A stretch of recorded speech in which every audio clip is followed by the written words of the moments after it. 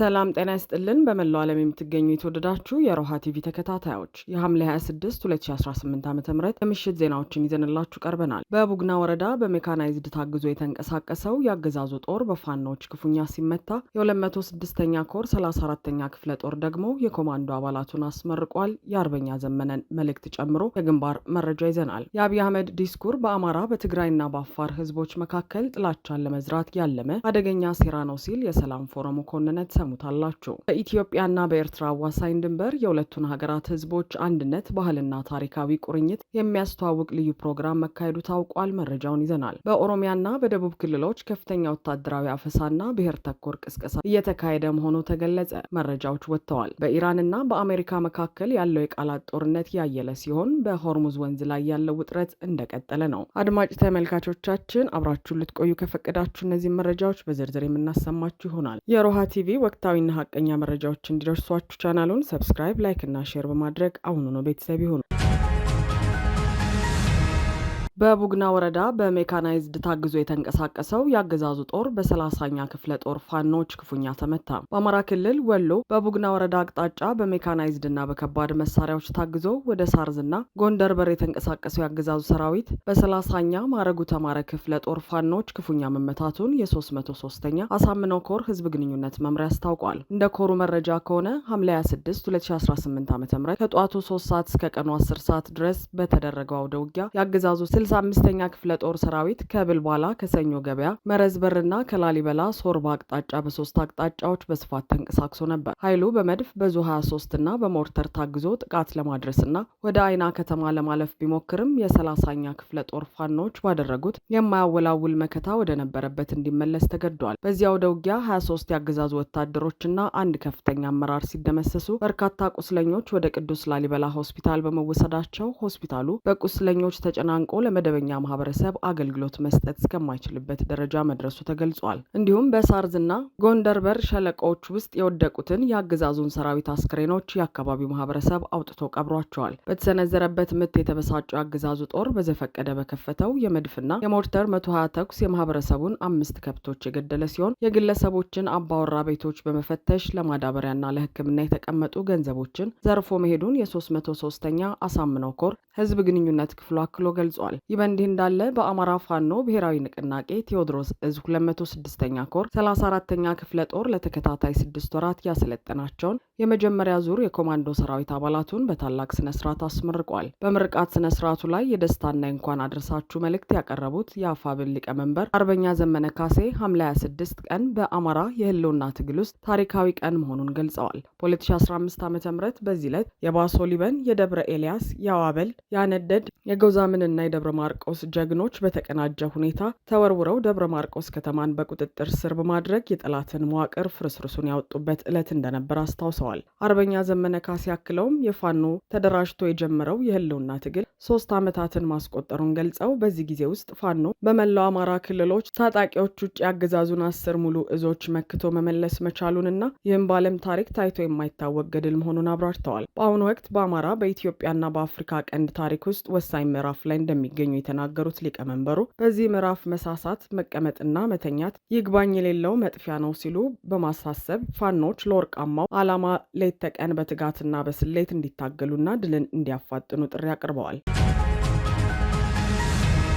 የአብይ አህመድ የአሚኮ ዲስኩር በአማራና በትግራይ ህዝቦች መካከል ጥላቻን ለመዝራት ያለመ አደገኛ ሴራ ነው ሲል የሰላም ፎረሙ ኮነነ። አብይ አህመድ በአማራ ሚዲያ ኮርፖሬሽን ተላልፎ በነበረው የቃለ መጠይቅ ዲስኩራቸው ላይ ያደረጉት ንግግር በአማራ በትግራይና በአፋር ህዝቦች መካከል አዲስ የጥላቻና የደም አፍሳሽ ግጭት እሳት ለማንደድ የታቀደ አደገኛ የፖለቲካ ሴራ መሆኑን ከህዝብ ለህዝብ ግንኙነት የሰላም ፎረም ባወጣው መግለጫ ይፋ አደረገ።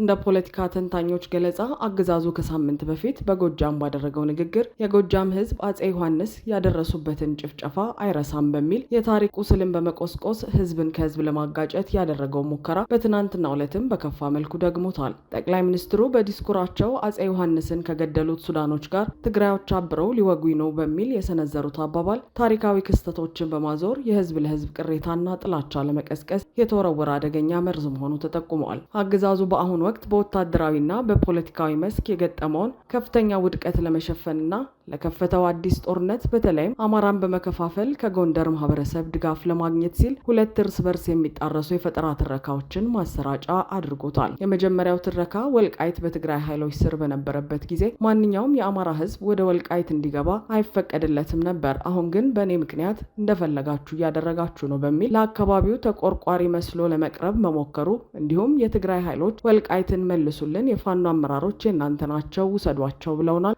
አንተነ የምትከለክለን እያሉኝ ነው በሚል መሬት ላይ የሌለና በውሸት የተሰራጨ ፕሮፓጋንዳ ማቅረቡ የአገዛዙን ቅጥፈትና ግጭት ጠማቂነት ያሳየ ነው ብሎታል። የእነዚህ ሁለት የእርስ በርስ የሚያጋጩ ትረካዎች አገዛዙ በወልቃይት ድንበር አካባቢ ለመጀመር አዲስ የድሮንና የከባድ መሳሪያ ድብደባ የፖለቲካ ሽፋን ለመስጠት ያዘጋጃቸው የፈጠራ ሴራዎች ናቸው የሚል ትችትም እያስተናገደ ነው። መግለጫው አክሎም ጠቅላይ ሚኒስትሩ የህዝቡን መሰረታዊ የመብትና የህልውና ጥያቄዎች ወደ ጎን በመተው ራስን በራስ የማክበር መብቱ ይከበርልኝ ያለውን ህዝብ ትንኝና እንቁራሪት ሲሉ ማሳነሳቸውና መዝለፋቸው ለአማራ ህዝብም ሆነ ለሌሎች ብሔረሰቦች ያላቸውን ፍጹም ንቀት የሚያሳይ ነው ብሏል። ያለ ጦርነትና እርስ በርስ እልቂት መንበሪያ አይጸናም በሚል ሰይጣናዊ ስሌት የሚንቀሳቀሰው የአብይ አህመድ አገዛዝ ሐምሌ 25 2018 ዓ.ም ንጋት ጀምሮ በሸረሪና አቅጣጫ የከፈተው ግልጽ ጦርነት የዚሁ አደገኛ ሴራ አካል እንደሆነ ተብራርቷል። በመጨረሻም የሰላም ፎረሙ ባስተላለፈው ጥሪ የአማራ የትግራይና የአፋር ህዝቦች የተደገሰላቸውን የከፋ የዘር ማጥፋትና የእርስ በርስ እልቂት ሴራ በንቃት ተረድተው እንዲያከሽፉ አሳስበዋል። የጋራ ትግሉንና ጥምረቱን በማጠናከር ይህንን አምባገነንና ጨፍጫፊ አገዛዝ ለአንዴና ለመጨረሻ ጊዜ አስወግዶ በሰላምና በወንድማማችነት ለመኖር ህዝቦች በአንድነት እንዲቆሙ ጥሪ ቀርበዋል። በኢትዮጵያና ኤርትራ ድንበር የህዝቦችን አንድነት የሚያስተዋውቅ ህዝባዊ ፕሮግራም ተካሄደ። በኢትዮጵያና በኤርትራ አዋሳኝ ድንበር የሁለቱን ሀገራት ህዝቦች አንድነት፣ ባህልና ታሪካዊ ቁርኝት የሚያስተዋውቅ ልዩ ፕሮግራም መካሄዱን የትግራይ ክልል ሚዲያዎች ዘግበዋል። እንደ ዘገባው ከሆነ ፕሮግራሙ የተካሄደው በኢትዮጵያ ወሰን በትግራይ ክልል ውስጥ ሲሆን ከኤርትራ በኩል የጉሎ ምህዳ፣ የዛላምበሳና የሰናፌ ወረዳዎች ከፍተኛ የስራ ኃላፊዎችና ተወካዮች በአካል ተገኝተውበታል። በመድረኩ ላይ ንግግር ያደረጉት የጉሎ ምህዳ ወረዳ ዋና አስተዳዳሪ አቶ ሀፍቶም ባራኪ የኤርትራና የትግራይ ህዝብ በታሪክ በአመጣጥ በባህልና በማንነት ተመሳሳይ ሆነ አንድ ህዝብ ነው ሲሉ ገልጸው ሁለቱ ህዝቦች ወደፊት በጋራና በትብብር እንዲሰሩ ጥሪ አቅርበዋል። በተመሳሳይ መልኩ የሰናፌ ዞን አስተዳዳሪ አቶ ኢድሪስ አሊ በበኩላቸው ሁለቱ ህዝቦች በጋራ ከመስራትና ከመልማት ተቆጥበው የቆዩባቸውን ዓመታት በማስታወስ ያጡትን ይህንን እድል ዳግም መመለስና ወደ ሰላምና ልማት መመለስ እንደሚገባ አሳስበዋል። የትግራይ ምስራቃዊ ዞን አስተዳዳሪ አቶ ፍስሐ ኃይሌ በሰጡት አስተያየት የኤርትራና የትግራይ ህዝቦች በጋራ ጠላትን ፊት ለፊት መጋፈጥና በሰላም አብሮ መኖርን ባህል አድርገዋል ካሉ በኋላ በህይወት ጉዞ ውስጥ የተለያዩ ችግሮች ማጋጠማቸው የተለመደ መሆኑን ጠቁመዋል። አክለውም ሁለቱም ህዝቦች ያለፉ ስህተቶችን በማረምና እንዳይደገሙ በማድረግ የተሻለ ሰላምና ልማት ማረጋገጥ እንደሚችሉ ማስገንዘባቸው ተዘግቧል።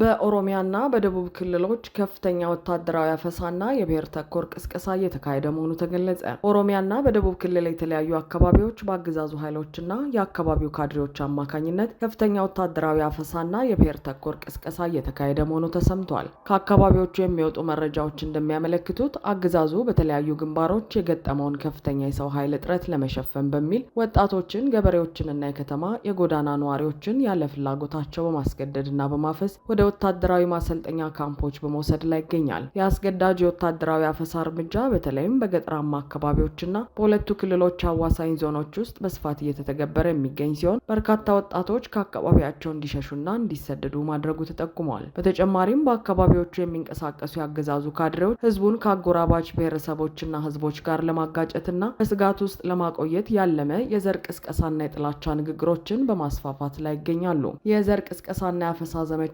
የማህበረሰቡን ሰላማዊ እንቅስቃሴ ያስተጓጎለ ሲሆን በህዝቡ ዘንድ ከፍተኛ ስጋትና ቁጣን ፈጥሯል። የሰብአዊ መብት ተከራካሪዎችና አካባቢው ነዋሪዎች እንደሚያስጠነቅቁት ይህ በኃይል ወጣቶችን ወደ ጦርነት የመማገድና የብሔር ልዩነትን የመስበክ አካሄድ በአገሪቱ ያለውን አለመረጋጋት ከመጨመሩ ባሻገር አካባቢዎቹ ተጨማሪ የሰብአዊ መብት ጥሰቶችና የእርስ በርስ ግጭቶች እንዲፈጠሩ መንገድ የሚከፍት ነው ብለዋል።